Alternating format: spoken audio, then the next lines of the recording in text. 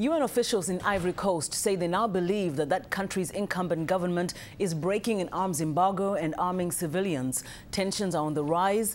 For the latest on the situation, VOA's West Africa correspondent Scott Stearns joins us on the phone from Abidjan. Scott Stearns, thanks for joining us. My pleasure. Has there been any way that anyone has verified these UN accusations that Belarus has been delivering arms to Mr. Gbagbo's government and that they're arming civilians with them? UN officials Monday went to the airport in Yamoussoukro to investigate Secretary General Ban Ki-moon's assertion that Belarusian attack helicopters had been delivered to the Gbagbo government.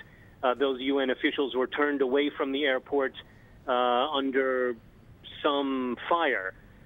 So those officials in Yamoussoukro have not been able to confirm the delivery of those attack helicopters, and UN officials here in Abidjan say that they have credible reports that civilians are being armed, but no confirmation.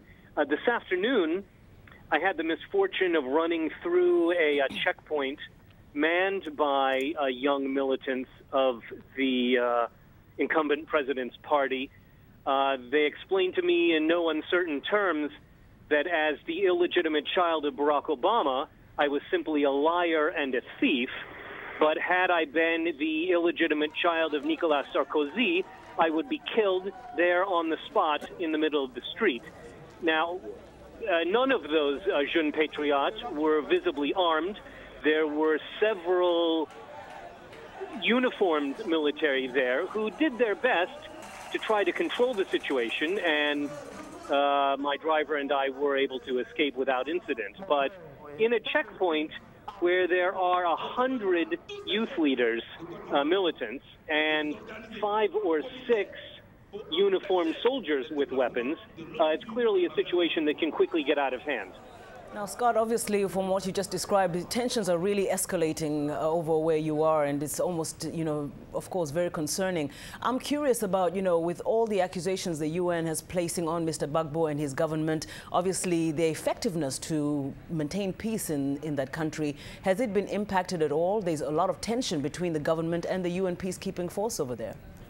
It's true. The Gbagbo government is portraying UN peacekeepers here as much a threat to the Ivorian people as rebels who are backing the United Nations certified winner of November's vote, Alassane Ouattara. Those peacekeepers say, however, that they are here to enforce their mandate, to protect UN personnel, to protect UN materials, and to protect the right to people of freedom of movement. They are continuing their patrols in pro-Ouattara neighborhoods, including Abobo and Anyama, where most of the fighting here in Abidjan has been concentrated. Both of those neighborhoods are under a dusk to dawn curfew. Mm-hmm.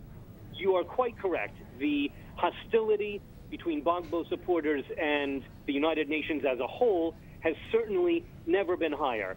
3 UN peacekeepers were wounded when their convoy was shot at over the weekend. That's the first time that that's happened, but they say they're here to do their job.